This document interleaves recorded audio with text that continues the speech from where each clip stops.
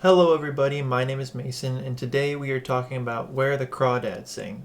Now this is a movie that is based off of a very popular book called Where the Crawdads Sing that admittedly I had never even heard of, let alone read, before seeing the trailer for this a few months ago.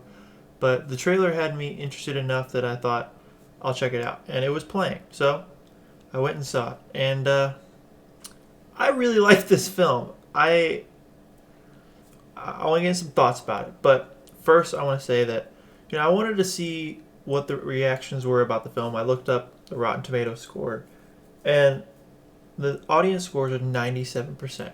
Now I think that is a very good score for I think that is perfect. This is a wonderful film. The Rotten Tomatoes score actually is a 35%. I don't know why so many critics disliked it. Less than half of the critics liked this film. That is confusing for me because there is a lot in this film that has good going for it. I mean, we'll get into that. But yeah, for some reason, not a lot of critics like this. Would I be considered a critic? I do make movie reviews, so I'm going to consider myself a critic. So maybe I need to make a Rotten Tomatoes account and boost that up to a 36%. Okay, so I want to talk about negatives first before I get into the positives because there's not really a lot of negatives to talk about. In fact, I only really have one negative, but I want to get that out of the way because there's a lot of good stuff in this film to talk about, and I want the majority of this to be about the greatness of it. So we'll get the downer part out of the way so we can have the rest of the video and talk about the wonderfulness. So what are my dislikes? Really, the only dislike is it's a little slow starting off, I will say. They introduced the story, and I was like, okay, all right. And it kind of dragged a little bit.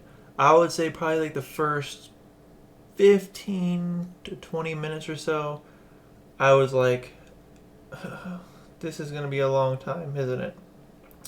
But then the story really started to pick up, and I was genuinely enthralled the entire rest of the film. The story for me was wonderful. I loved the non-linear storytelling they went for this. It's not it's not really non-linear, but it does have if you've seen the trailer, you've got this court case going on, and it cuts back to that, but also tells everything going on before that court case, but it cuts back to the court case and how it relates to what was just happening and stuff. I thought that was really well done. For me, the king of that kind of storytelling was the first few seasons of Arrow on the CW. We had the flashbacks relating to the main plot of the present day. That was wonderful, and they did that pretty much verbatim in a way for this story, but a lot more of the flashback in it. And yeah, it just flowed so well. Like I cannot think of an example in even the recent years probably that had such a great flow with all this jumping back and forth and stuff, and yet I was never lost. The performances in this movie are, for the most part, great. I didn't think there's not actually any examples of any like poor performances. I would say it's all above average. There wasn't any like Oscar-worthy performances in my opinion in this movie, but everybody did a wonderful job, and there's some characters that you're meant to hate, and they do that very, very well. And there's characters that you're meant to love, and they do that very, very well. And yeah, there's no complaints there whatsoever. The cinematography in this film is something I really want to talk about because this movie takes place for the most part in the marshes in a swamp, right, where the crawdads sing. It's beautiful. The swamp just nature, everything that you see is beautiful, yet so isolating, which is the whole point, right? The main character, the marsh girl, is isolated. She's just on her own, living in the marshes, the swamp. She's the marsh girl. And the way that the camera just encapsulates that whole thing, you've got you're just surrounded by the swamp. You're stuck there, but you're surrounded by beauty, and I think that really adds to the DNA of the film, is that the swamp is the main character alongside the marsh girl.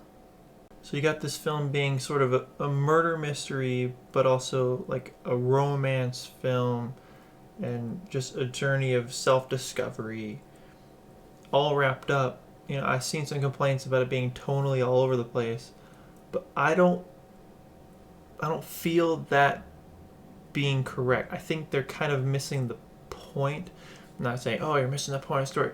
I understand that all art is subjective, but to me, I think everything flowed really well together. You've got this girl who, and I don't want to talk specific details because I really want you to experience the film for yourself, but you've got this girl on a journey of self-discovery that is amplified through the romance aspect, while at the same time you got this overarching mystery slash defense, I guess, of this murder, and it all ties in so well that for me, I was just enthralled with everything going on except for the first 15-20 minutes. I really don't understand that complaint at all.